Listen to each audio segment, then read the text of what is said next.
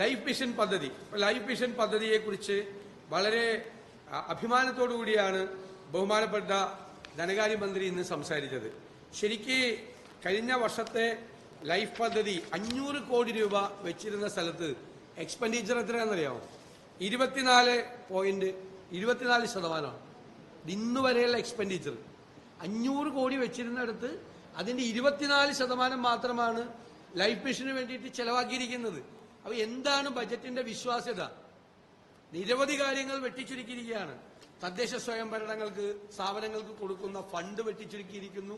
വിവിധ വികസന പദ്ധതികൾ, ക്ഷേമ പദ്ധതികൾ, കുട്ടികളുടെ സ്കോളർഷിപ്പ് ഉൾപ്പെടെയുള്ള കാര്യങ്ങൾ വ്യാപകമായി വെട്ടിച്ചുരുക്കിയിട്ട് ഇപ്പോ ഞാനൊരു ഉദാഹരണം പറയാം. 700 കോടി രൂപ സപ്ലൈകോയ്ക്ക് വെച്ചിരിക്കുന്നു. സപ്ലൈകോയ്ക്ക് സർക്കാർ തന്നെ ഇപ്പൊ അത്രയും പൈസ കൊടുക്കാറുണ്ട്, കടമായിട്ട് കൊടുക്കാറുണ്ട്. അതായത് വിതരണക്കാർക്ക് കൊടുക്കാനും നെല്ല് സംഭരണത്തിന്റെ പണവുമായിട്ട് 700 കോടിയോളം രൂപ കൊടുക്കാനുണ്ട്. ഈ വർഷത്തെ അലോക്കേഷൻ വെച്ചിരിക്കുന്നത് 700 കോടിയാ. ആ കടം തീർത്താൽ പിന്നെ സപ്ലൈകോയ്ക്ക് വർക്ക് ചെയ്യാനുള്ള പ്രവർത്തന മൂലധനം ഇല്ല. സപ്ലൈകോ പൂട്ടുന്ന സ്ഥിതിയിൽ വരും. എല്ലാ സ്ഥാപനങ്ങളും എല്ലാ വകുപ്പുകളും ഇങ്ങനെയാണ്. കാരുണ്യ പദ്ധതി ഏകദേശം 1800 കോടിയോളം രൂപയാണ് സർക്കാർ ആശുപത്രികൾക്കും വിവിധ സ്വകാര്യ ആശുപത്രികൾക്കും കൊടുക്കാനുള്ള തുക. അപ്പൊ ആ കടം ഈ സർക്കാരിന്റെ ബാധ്യത പോലും സർക്കാരിന്റെ ബാധ്യത തീർക്കാനുള്ള പണം പോലും ഈ പ്രാവശ്യം വെച്ചിട്ടില്ല. അപ്പൊ കഴിഞ്ഞ പ്രാവശ്യം പ്ലാനിൽ അലോക്കേറ്റ് ചെയ്ത പൈസ ഗൗരവമായി വെട്ടിക്കുറച്ചു. കോടിക്കണക്കിന് രൂപ വെട്ടിക്കുറച്ചു. ഏകദേശം ഒരു 50% വരും. വലിയ വെട്ടിക്കുറവുണ്ടായി. രണ്ടാമത് അതുണ്ടാക്കിയ ബാധ്യതകളുണ്ട്. വിവിധ വെൽഫെയർ പ്രോജക്റ്റുകൾക്ക്, ക്ഷേമ പദ്ധതികൾക്ക്, വികസന പദ്ധതികൾക്കൊക്കെ ഉണ്ടാക്കിയിരിക്കുന്ന വലിയ തുക കടം ബാധ്യത വരുത്തിയിട്ടുണ്ട്. ആ കടബാധ്യത പോലും തീർക്കാനുള്ള അലോക്കേഷൻ ഈ വർഷത്തെ ബജറ്റിലില്ല. പിന്നെ എങ്ങനെയാണ് ഒരു ബജറ്റ് പെർഫോം ചെയ്യുന്നത്? എങ്ങനെയാണ് ഒരു ബജറ്റ് വർക്ക് ചെയ്യുന്നത്? എങ്ങനെയാണ്? അപ്പൊ ഇത് വെറും പൊള്ളയായ വാക്കുകളാണ്. മാത്രമല്ല ആവർത്തനമായിരുന്നു കംപ്ലീറ്റ്. ഒന്നും കമ്പൈൽ ചെയ്തിട്ട് പോലുമില്ല ബജറ്റ്. ഞാൻ ആദ്യമായിട്ടാണ് കഴിഞ്ഞ 24 വർഷത്തിനിടയിൽ ഇങ്ങനെയൊരു ബജറ്റ് കേൾക്കുന്നത്. പറഞ്ഞത് തന്നെ ആവർത്തിച്ചുകൊണ്ടിരിക്കുക. അതായത് വിവിധ ഡിപ്പാർട്ട്മെന്റുകളിൽ നിന്ന് വന്ന സംഭവം ഒന്ന് കമ്പൈൽ ചെയ്ത് ഒരു ബജറ്റിന്റെ ഓർഡറിൽ പോലും ഈ ബജറ്റ് ആക്കിയിട്ടില്ല.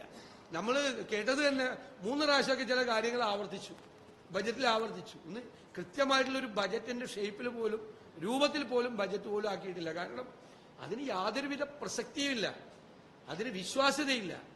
കാരണം അത്രമാത്രം വലിയ ബാധ്യതയിലാണ് സർക്കാർ നിൽക്കുന്നത്. അത്രമാത്രം മതി. ഇപ്പൊ സർക്കാർ ജീവനക്കാർക്ക് ഒരു ഗഡു കൊടുക്കുമെന്ന് പറയുന്നത് PF ലയിപ്പിക്കുമെന്ന് പറയുന്നത്. അപ്പൊ അവർക്ക് കിട്ടൂല. അവരുടെ ലീവ് സറണ്ടർ അത് 2027 കിട്ടും എന്നാണ് പറഞ്ഞത്. ഒരു യാഥാർത്ഥ്യ ബോധം ഇല്ലാത്ത ബഡ്ജറ്റാണെന്ന് പറയാൻ കാര്യം 170 രൂപ ഉണ്ടായിരുന്ന റബ്ബറിന്റെ തറവല 10 രൂപ കൂട്ടി 150 രൂപയ്ക്ക്, അല്ലെ? 180 രൂപയ്ക്ക്. റബ്ബറിന്റെ ഇപ്പോഴത്തെ മാർക്കറ്റിലെ വില എത്രയോ? 210 രൂപ. 208, 210. 208 ഇപ്പൊ ഇന്നത്തെ വില 208 രൂപയാണ്. അപ്പൊ ഇവർക്ക് മാർക്കറ്റിനെ കുറിച്ചോ കർഷകരെ കുറിച്ചോ എന്ത് ബോധ്യമുണ്ട്? ഓൾറെഡി ഇവരിപ്പോ പറഞ്ഞിരിക്കുന്ന ഈ തറവിലയേക്കാൾ 28 രൂപ കൂടുതൽ മാർക്കറ്റിൽ ഓൾറെഡി ഉണ്ട്. 170 രൂപ 10 രൂപ കൂട്ടി 180 രൂപ ആക്കി. എന്തിനാ ഇവരുടെ പൈസ? എന്തിനാ? മാർക്കറ്റിൽ പോയാൽ 208 രൂപ കിട്ടും. അപ്പൊ ഇതൊന്നും പഠിക്കാതെ പിന്നെ ഭീകര കൊള്ളയാണ് ലാൻഡ് ടാക്സിൽ വരുത്തിയിരിക്കുന്നത്. ഭൂനികുതി ഒന്നും വർദ്ധിപ്പിക്കുന്നതിനൊന്നും നമ്മൾ എതിരല്ല. പക്ഷെ 50% വർധനവാണ് ഭൂനികുതിയിൽ. ഏറ്റവും സാധാരണക്കാരായ പാവപ്പെട്ട ആളുകളെ പിഴിയുന്നതിന് വേണ്ടിയിട്ടാണ്. ഇവർക്ക് വേറെ ഒരു മേഖലയില്ല. ഇവര് യഥാർത്ഥത്തിൽ നികുതി പിരിവിൽ ഗൗരവതരമായി ഗവൺമെന്റ് പരാജയപ്പെട്ടു. ഇപ്പൊ പറയുന്ന കണക്ക് എന്താണെന്നറിയോ? 2020 മുതലുള്ള ആവറേജാണ് ഗ്രോത്ത് പറയുന്നത്. കാരണം കോവിഡ് കഴിഞ്ഞിട്ട് ഇതെല്ലാം നോർമലായപ്പോൾ ഉണ്ടായ ഒരു വലിയ ഗ്രോത്ത് ഉണ്ട്. കാരണം കോവിഡ് കാലത്ത് ഒരു ബിസിനസ്സും നടന്നിട്ടില്ല, ഒരു ടാക്സും കിട്ടിയിട്ടില്ല. അപ്പൊ കോവിഡ് കാലത്തെ പൈസയും കോവിഡ് കഴിഞ്ഞ് നോർമലായ വർഷത്തിലെ വരുമാനവും തമ്മിൽ താരതമ്യം ചെയ്തിട്ടാണ് ഈ ഗ്രോത്ത് കണക്കാക്കിയിരിക്കുന്നത്.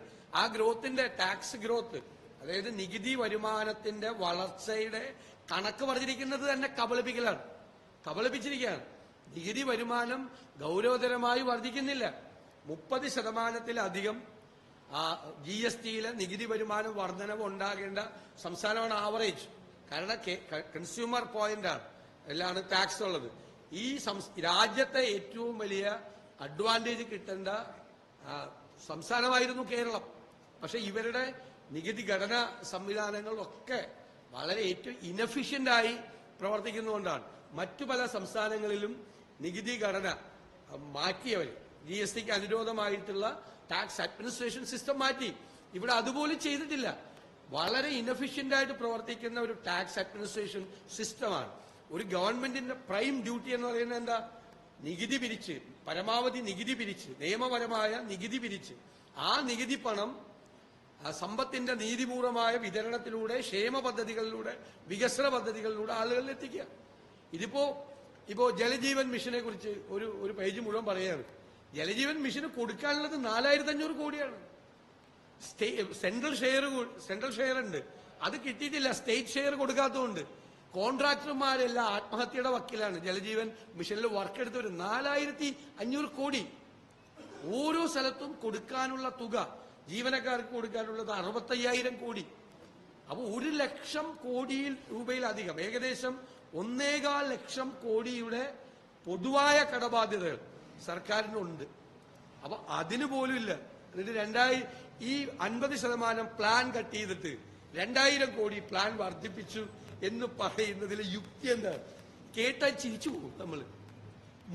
ഒരാഴ്ചയായിട്ടില്ല ഈ പ്ലാൻ സൈസ്, ഉള്ള പ്ലാൻ സൈസ് മുഴുവൻ കട്ട് ചെയ്തു. എന്നിട്ട് ഇപ്പോൾ ഇവിടെ പ്ലാൻ വർദ്ധിപ്പിച്ചിരിക്കുന്നു എന്ന് പറയുന്നത് നമ്മളെ പരിഹസിക്കുന്നതിന് തുല്യമാണ്. ഇത് കേരളത്തെ യഥാർത്ഥത്തിൽ ഈ കഴിഞ്ഞ 3-4 വർഷക്കാലത്തെ ഭരണം കേരളത്തെ 10-20 വർഷം പിന്നോട്ട് വലിക്കുകയാണ്.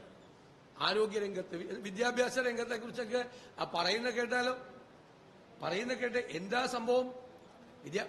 വൈസ് ചാൻസലർമാർ പോലുമില്ല യൂണിവേഴ്സിറ്റികളിൽ.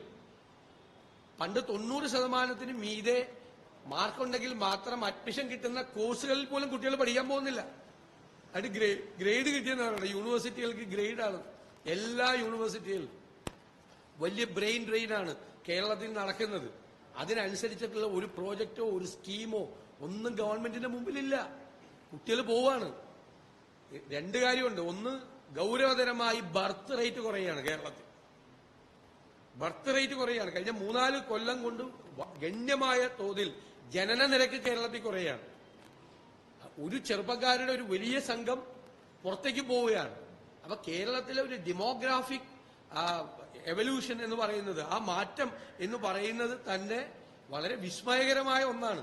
നമ്മൾ അതിനൊക്കെ അനുസരണമായിട്ടുള്ള പദ്ധതികളോ പ്രോജക്റ്റുകളോ വികസന പദ്ധതികളോ ക്ഷേമ പദ്ധതികളോ സംസ്ഥാനത്തിന്റെ താല്പര്യങ്ങളെ മുൻനിർത്തിയുള്ള ഒരു പദ്ധതികളും ഇതിനകത്ത് ഇല്ല. യഥാർത്ഥം ഇത് ഒരു ആനുവൽ സ്റ്റേറ്റ്മെന്റ് എന്തായാലും ഭരണഘടനാപരമായ ഒരു ബാധ്യത നിർവഹിക്കണം എന്നുള്ളത് കൊണ്ട് യാതൊരു തരത്തിലുള്ള വിശ്വാസ്യതയില്ലാത്ത ഒരു അക്കൗണ്ട്സ് ആണ് ഈ ബജറ്റിൽ അവതരിപ്പിച്ചത്.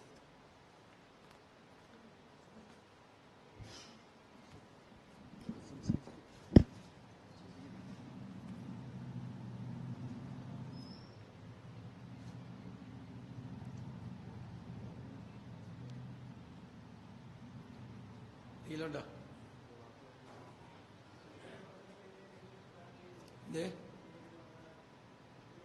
അല്ല, ഭൂനികുതി വർധന ഞങ്ങൾ UDF ആലോചിക്കും. എന്തായാലും ശക്തിയായി ഞങ്ങൾ അതിൻ്റെ അകത്ത് പ്രതിഷേധം അറിയിക്കുകയാണ്. 50% ഭൂനികുതിയൊക്കെ എപ്പോഴും വർദ്ധിപ്പിച്ചുകൊണ്ടിരിക്കുകയാണ്. ഇപ്പൊ 50% ഒറ്റയടിക്ക് വർദ്ധിപ്പിച്ചതിന് ഒരിക്കലും സ്വീകരിക്കാൻ കഴിയില്ല. ഏതാണ്?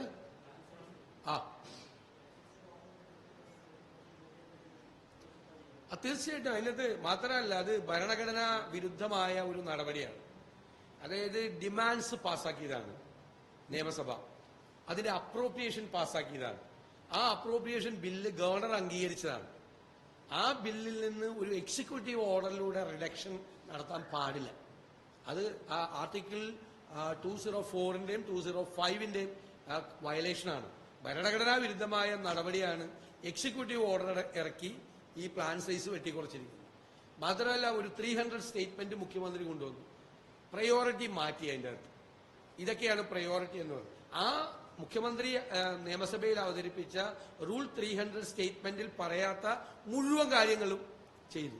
എത്ര ക്രൂരമായിട്ടാണ് ഈ കുട്ടികളുടെ പഠനാവശ്യങ്ങളും ന്യൂനപക്ഷ സ്കോളർഷിപ്പും പട്ടികജാതിക്കാരുടെ കാര്യങ്ങളും ഒക്കെ എത്ര മോശമായിട്ടാണ് ഇവർ ചെയ്തിരിക്കുന്നത്. വലിയ തുകയാണ് ഇതെല്ലാം മാറ്റിയിരിക്കുന്നത്, വലിയ തുക, വലിയ പ്രശ്നങ്ങൾ കുട്ടികൾക്ക് ഉണ്ടാകുന്ന തരത്തിലാണ് ഈ മാറ്റം ഉണ്ടാക്കിയിരിക്കുന്നത്. അപ്പൊ ന്യൂനപക്ഷ എന്നിട്ട് മന്ത്രിയുടെ സ്റ്റേറ്റ്മെന്റ് ന്യൂനപക്ഷ സ്കോളർഷിപ്പ് വെട്ടിക്കുറച്ച ഓർഡറാണ് ഇരിക്കുന്നത്. മുണ്ടശ്ശേരി സ്കോളർഷിപ്പ്, സിവിൽ സർവീസ് ഫീ, വിദേശ സ്കോളർഷിപ്പ്, ITT IIM പോകുന്ന കുട്ടികൾക്ക് കൊടുക്കുന്ന സ്കോളർഷിപ്പ്, CA പഠിക്കുന്ന കുട്ടികളുടെ സ്കോളർഷിപ്പ്, UGC നെറ്റിനുള്ള സ്കോളർഷിപ്പ്, എല്ലാം APJ അബ്ദുൽ കലാം സ്കോളർഷിപ്പ്. ഇനി പട്ടികജാതിക്കാരുടെയും പട്ടികവർഗക്കാരുടെയും ഈ ഗ്രാൻസ് കൊടുക്കാൻ പറ്റുന്നില്ല 2 കൊല്ലമായിട്ട്. ഞാൻ ചോദിക്കുന്നത്, what is the priority of the government? ഏറ്റവും പിന്നോക്കം നിൽക്കുന്ന പട്ടികജാതി പട്ടികവർഗ വിഭാഗത്തിൽപ്പെട്ട കുട്ടികളുടെ വിദ്യാഭ്യാസത്തിന് കൊടുക്കുന്ന ഈ ഗ്രാൻസ് ഇവരുടെ ഫസ്റ്റ് പ്രയോറിറ്റി അല്ല. ആദ്യത്തെ 25 പ്രയോറിറ്റിയിലില്ല. എത്ര അരിയേഴ്സാണ് ആ പൈസയ്ക്ക് വന്നിരിക്കുന്നത്. ഇപ്പൊ നോക്കിക്കോ, ഈ ഇതില് ഭവനരഹിത പട്ടികജാതിക്കാർക്ക് ലൈഫ് മിഷൻ വഴി നൽകുന്ന ഭവന പദ്ധതിക്ക് 300 കോടി രൂപയാണ് ബജറ്റിൽ വകയിരുത്തിയിരുന്നത്. ഇത് 120 കോടിയായിട്ട് വെട്ടിക്കുറച്ചു. ഇപ്പൊ തന്നെ ലൈഫ് മിഷനിൽ ഉമ്മൻചാണ്ടി സർക്കാരിന്റെ തൊട്ടുള്ള അതിനു മുമ്പുള്ള സർക്കാരുകൾക്ക് സെപ്പറേറ്റ് സ്കീമായിരുന്നു പട്ടികജാതി പട്ടികവർഗക്കാർക്കുള്ള ഭവന നിർമ്മാണ സ്കീം. അത് ലൈഫ് വന്നതോടുകൂടി തന്നെ അതിന്റെ എണ്ണം ഗണ്യമായി കുറഞ്ഞു. പട്ടികജാതിക്കാർക്കും പട്ടികവർഗക്കാർക്കും നിർമ്മിക്കുന്ന വീടുകളുടെ എണ്ണം ഗണ്യമായി കുറഞ്ഞു. അവിടെയാണ് 300 കോടി വെച്ചിരുന്ന സ്ഥലത്ത് 120 കോടിയായിട്ട് വെട്ടിക്കുറയ്ക്കുക. 60% വെട്ടിക്കുറവ്. ഇനി ഭൂരഹിതരായ പട്ടികജാതി കുടുംബങ്ങൾക്ക് ഭവന നിർമ്മാണത്തിന് ഭൂമി വാങ്ങിക്കാൻ സഹായം, ഇതൊക്കെ പണ്ടുപോലെയുള്ളതാണ്. 170 കോടിയായിരുന്നു ബജറ്റ് വിഹിതം. ഇത് 70.25 കോടിയായിട്ട് വെട്ടിക്കുറച്ചു. 170 കോടി ഉണ്ടായിരുന്ന 100 കോടി അങ്ങ് എടുത്ത് വെട്ടിക്കുറച്ചു. അപ്പൊ ഇതൊന്നും ഗവൺമെന്റിന്റെ പ്രയോറിറ്റിയിലുള്ള കാര്യങ്ങളല്ല എന്നാണ് നമ്മളെ വിസ്മയിപ്പിക്കുന്നത്. കുട്ടികളുടെ സ്കോളർഷിപ്പ്, കുട്ടികളുടെ പഠനാവശ്യത്തിനുള്ള കാര്യങ്ങൾ, ഭവന നിർമ്മാണ പദ്ധതി, ഭൂരഹിതർക്കുള്ള പദ്ധതി, ഈ ഗ്രാൻസ്, ഇതെല്ലാം. അതുപോലെ നമ്മുടെ കാരുണ്യ പദ്ധതി, ആശുപത്രികളിലെ സൗജന്യ ചികിത്സയെക്കുറിച്ച് അഭിമാനിക്കുക. കാരുണ്യ പദ്ധതി എത്ര ഭംഗിയായിട്ട് ഈ സ്റ്റേറ്റിൽ നടന്നിരുന്നതാണ്. ആ കാരുണ്യ പദ്ധതിയിൽ 1800 കോടിയോളം രൂപ ഗവൺമെന്റ് കൊടുക്കാറുണ്ട്. മരുന്ന് ഇല്ല ആശുപത്രികളിൽ. കാരണം മരുന്ന് വിതരണം ചെയ്യുന്ന കമ്പനികൾക്ക്, മെഡിക്കൽ സർവീസസ് കോർപ്പറേഷന് വലിയ ബാധ്യതയാണ് സർക്കാരുള്ളത്. അപ്പൊ ഈ വർഷം വെച്ചിരിക്കുന്ന പൈസ കഴിഞ്ഞ വർഷത്തെ ബാധ്യത തീർക്കാൻ പോലുള്ള പൈസ ഇല്ല. അപ്പൊ ഡിസ്ഫങ്ക്റ്റ് ആവും. ഗവൺമെന്റ് ഡിസ്ഫങ്ക്റ്റ് ആവുന്ന, പ്രവർത്തന നിരതമല്ലാതാവുന്ന, പ്രവർത്തിക്കാത്ത ഒരു ഗവൺമെന്റ് എന്നുള്ള നിലയിലേക്ക് പോവാണ് ഫൈനൽ ഇയറിലേക്ക്. അതാണ് ഞാൻ പറഞ്ഞത്, ഫെയർവെൽ ബജറ്റാണ്, ഗുഡ് ബൈ പറഞ്ഞു പോകുന്ന ബജറ്റാണ്. കേരളത്തെ ദുരന്തത്തിന്റെ കാണാക്കയത്തിലേക്ക് തള്ളിയിട്ടിട്ട് പോകുന്ന പോക്കാണിത്.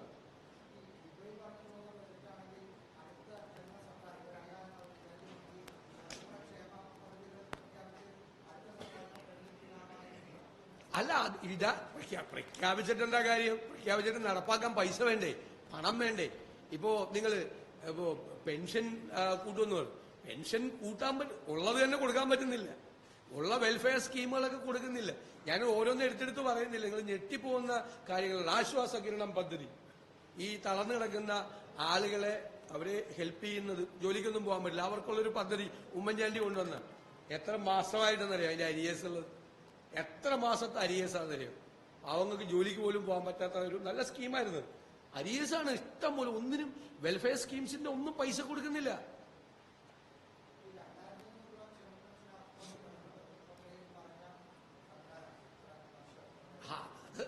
അത് അവരുടെ പ്രകടന പത്രികയിൽ എന്തെല്ലാം പറഞ്ഞിരിക്കുന്നു? അതും ഇതുമായിട്ട് യാഥാർത്ഥ്യമുണ്ടോ, പൊരുത്തമുണ്ടോ?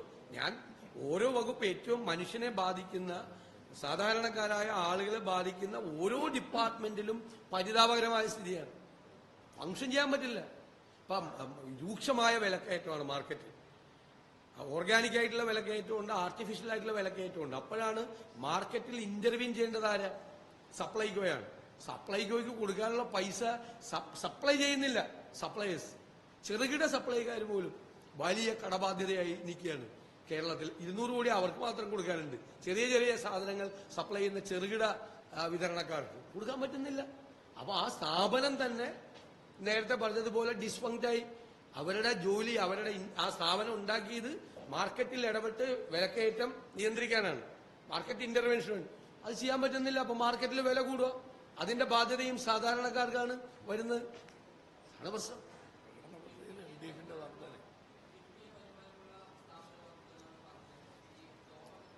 എട്ട് കൊല്ലം കഴിഞ്ഞിട്ടാണോ ആലോചിക്കുന്നത്?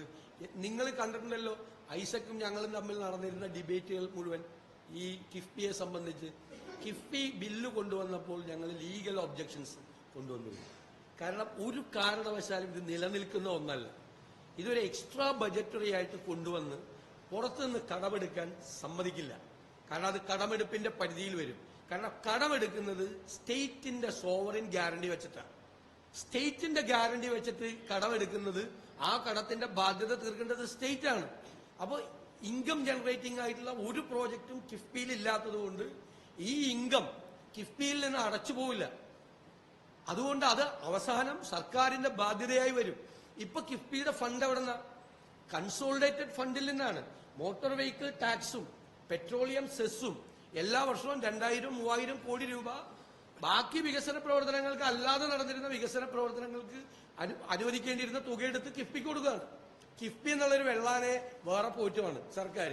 എന്ത് അഡ്വാൻറ്റേജ് ആണ് കിഫ്ബി കൊണ്ടുണ്ടായത്? ഈ കിഫ്ബിയിൽ നടത്തിയിരുന്ന മുഴുവൻ പ്രോജക്റ്റും സ്റ്റേറ്റ് ഗവൺമെന്റിന്റെ PWDക്കും ഇറിഗേഷനും ബാക്കി ഡിപ്പാർട്ട്മെന്റുകൾക്കും നടത്താമായിരുന്നു. ഞങ്ങൾ അതാണ് പറഞ്ഞത്. 32,000 കോടി രൂപ ഇപ്പൊ എക്സ്പെൻഡിച്ചർ ഉണ്ടായി എന്ന് പറയുന്നു. അതിന്റെ ബാധ്യത മുഴുവൻ ബജറ്റിൽ തന്നെ ആയില്ലേ?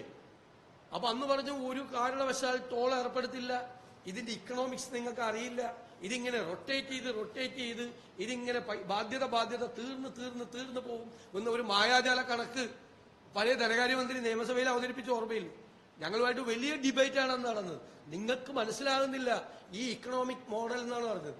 ഇത് ഈ പുതിയ ഇക്കണോമിക് മോഡൽ, അതായത് കടം മേടിച്ചിട്ട് ഈ പണി നടത്തിയിട്ട് ആ പണം ഒരു ഇൻകം ജനറേറ്റിംഗ് ആയിട്ടുള്ള ഒന്നുമില്ലാതെ അടച്ചടച്ചു പോകുന്നതാണ് പറയുന്നത്. ഇപ്പൊ അത് ചെയ്യില്ല, അത് പൊളിഞ്ഞു. ഞങ്ങൾ പറഞ്ഞു കിഫ്ബി നിലനിൽക്കില്ല, കിഫ്ബി ബാധ്യതയാകുമെന്നുള്ള പ്രതിപക്ഷത്തിന്റെ ആരോപണങ്ങൾക്ക് അടിവരയിടുന്ന പരിസമാപ്തിയാണ് അതിനുണ്ടായിരിക്കുന്നത്, ആ സ്ഥാപനത്തിനുണ്ടായിരിക്കുക.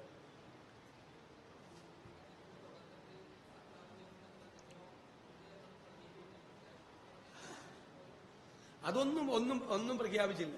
ബജറ്റിന്റെ ആദ്യത്തെ വാചകങ്ങൾ തന്നെ കാപട്യമല്ലേ? സംസ്ഥാനത്തിന്റെ ധനസ്ഥിതി മെച്ചപ്പെട്ടിരിക്കുന്നു എന്നാണ്. ഭയങ്കര പോസിറ്റീവായിട്ടുള്ള ഒരു വലിയ ചേഞ്ച് ഉണ്ടായിരിക്കുന്നു. കേരളം ധനസ്ഥിതി റെഗുലറൈസ് ചെയ്തിരിക്കുന്നു, ഓക്കെ ആയിരിക്കുന്നു എന്നാണ്. എന്നിട്ടാണ് 10,000 കോടി രൂപയുടെ ബാധ്യത, കൊടുത്തു തീർക്കാനുള്ള ബാധ്യത. ഒരു കാലത്തും കേരളം ഭരിച്ച ഒരു ഗവൺമെന്റിനും ഇല്ലാത്ത ലയബിലിറ്റിയാണ് ഇവര് വരുത്തി വെച്ചിരിക്കുന്നത്. ലയബിലിറ്റി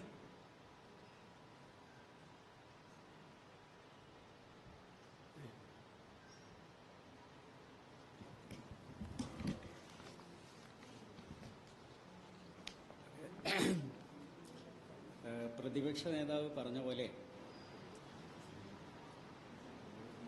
ഒരു വാസ്തവ വിരുദ്ധമായ സ്റ്റേറ്റ്മെന്റോടുകൂടി ഒരു ബഡ്ജറ്റ് പ്രസംഗം ആരംഭിക്കുകയാണ്. അതായത് നിങ്ങൾക്കൊരു സന്തോഷ വാർത്തയുണ്ടെന്നാണ്.